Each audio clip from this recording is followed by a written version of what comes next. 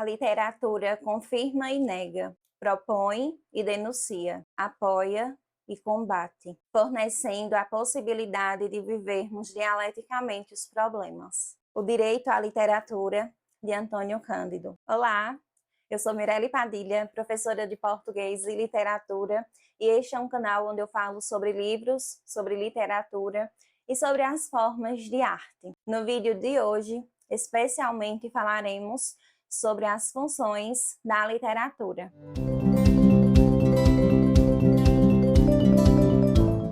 Antes de começarmos o vídeo, eu vou pedir para você se inscrever no canal, ativar o sininho para receber as notificações quando tiver vídeo novo por aqui. Vamos ao conteúdo. Hoje falaremos sobre as funções da literatura. Mas antes, o que é a literatura? A literatura é a arte da palavra.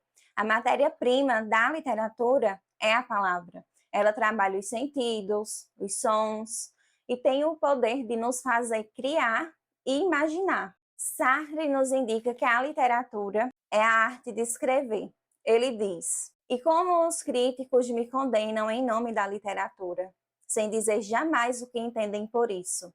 A melhor resposta que cabe dar-lhes é examinar a arte de escrever." A literatura está associada ao trabalho artístico escrito com a palavra, com palavras. E por ser uma arte, a literatura tem suas funções específicas e sociais, como, por exemplo, provocar reflexões, despertar emoções, divertir, entreter, afirmar a identidade de um povo, despertar a imaginação, mostrar a realidade também, no mesmo tempo em que contribui para o nosso desenvolvimento social e intelectual, aumentando o nosso vocabulário, aumentando o nosso repertório sociocultural, com textos literários e textos não literários, a depender do gosto e do perfil do leitor. Então, até aqui vimos que a literatura é a arte da palavra.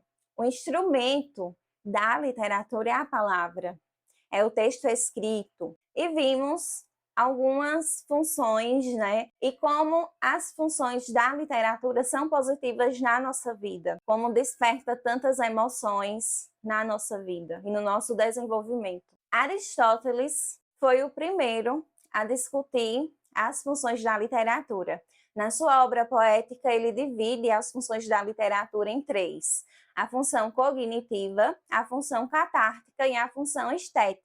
Hoje, nos dias atuais, depois de grandes estudos, a literatura é dividida em 5 funções: a função cognitiva, a função catártica, a função estética, a função lúdica e a função político-social.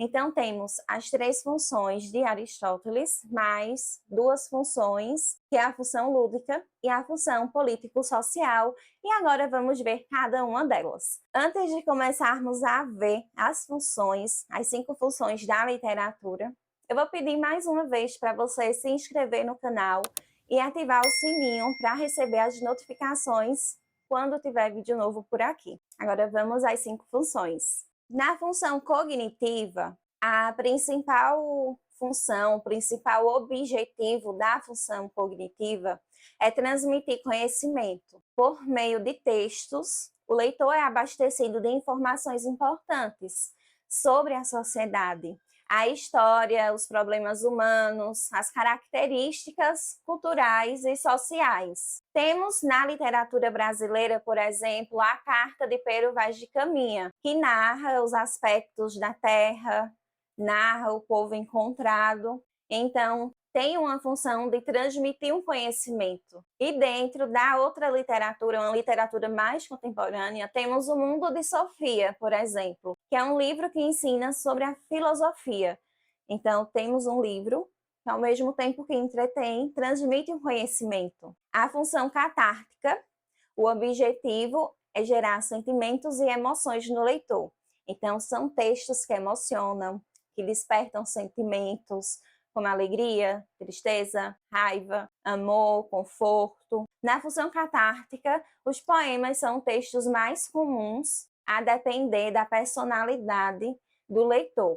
Tem leitor que prefere um romance, tem leitor que prefere os poemas, né, para gerar um sentimento na gente. A função estética, o objetivo é gerar admiração no leitor, fazer com que o leitor perceba a grandiosidade da obra, a beleza da produção, a beleza, né, da produção artística e literária. Então, seja por meio das características linguísticas ou pelas imagens criadas pelo enredo, vai nos transmitir, né, essa admiração pela obra, vai gerar esse sentimento de encantamento pela obra.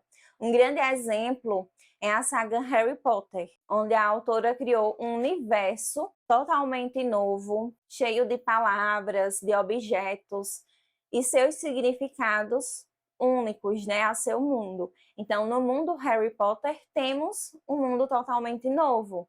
Quando eu li Harry Potter, por exemplo, eu fiquei admirada, encantada com aquela obra. Isso pode acontecer com várias obras, dependendo, né, do quanto você goste e do quanto você fica admirado por ela. Já na literatura brasileira, temos o autor Guimarães Rosa, que é um escritor da terceira geração do modernismo, e ele é muito conhecido por sua capacidade de criar palavras novas, de criar palavras para os seus textos, os seus escritos, gerando assim no leitor uma admiração por sua obra.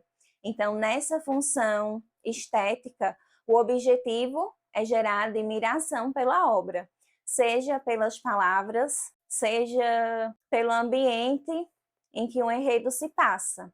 Na função lúdica, temos os livros que buscamos por entretenimento, por relaxamento.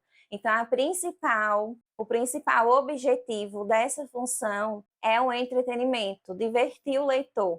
A função mais conhecida da literatura, pois a maioria dos leitores buscam livros para ler um romance, para ler uma fantasia, para ler uma ficção científica, como forma de prazer mesmo, de relaxamento, de fuga, né? Então, temos essa função também com o objetivo de entreter o leitor. Agora vamos para a última função, mas antes eu vou pedir para você deixar o like aqui nesse vídeo, para eu saber que você gostou desse conteúdo. Então não esquece de deixar o like, para eu saber que você gostou e que você gosta, né, desse tipo de assunto. Vamos agora para a última função. Na função político-social, vemos um caráter crítico, social e político. Essa função nos mostra a realidade da nossa sociedade e pode abordar assuntos sociopolíticos, né? Assuntos como fome, seca, corrupção, pobreza, violência. Na literatura brasileira, por exemplo, temos o famoso Navio Negreiro, do Castro Alves, que aborda a escravidão e o abolicionismo. Então, é uma obra de cunho político-social. Temos também na literatura brasileira a obra Vidas Secas, do Graciliano Ramos, que aborda a seca no Nordeste, os retirantes nordestinos, né? Todo esse processo de retirada de um local para outro em busca de sobrevivência, todo esse sofrimento, né, dentro da seca do Nordeste. É uma obra também de cunho político-social. Então é isso.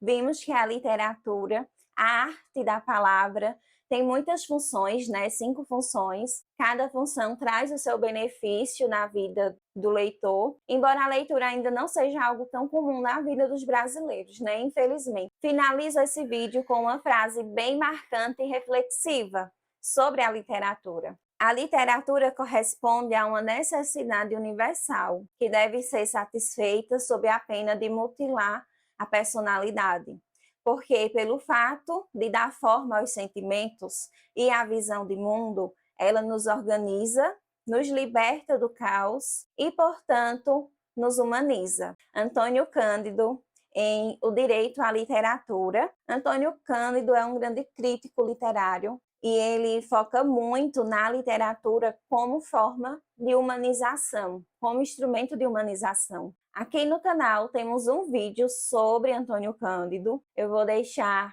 o link aqui na descrição do vídeo para você assistir agora, depois desse vídeo, e conhecer um pouquinho sobre esse grande crítico literário da nossa literatura brasileira. É um vídeo muito rico. Se você tiver um tempinho, Assista esse vídeo e depois leia o Direito à Literatura do Antônio Cândido e você vai perceber como a literatura tem um grande poder de humanização e de transformar e enriquecer a nossa vida. É isso, obrigada por ter assistido até aqui e até o próximo vídeo.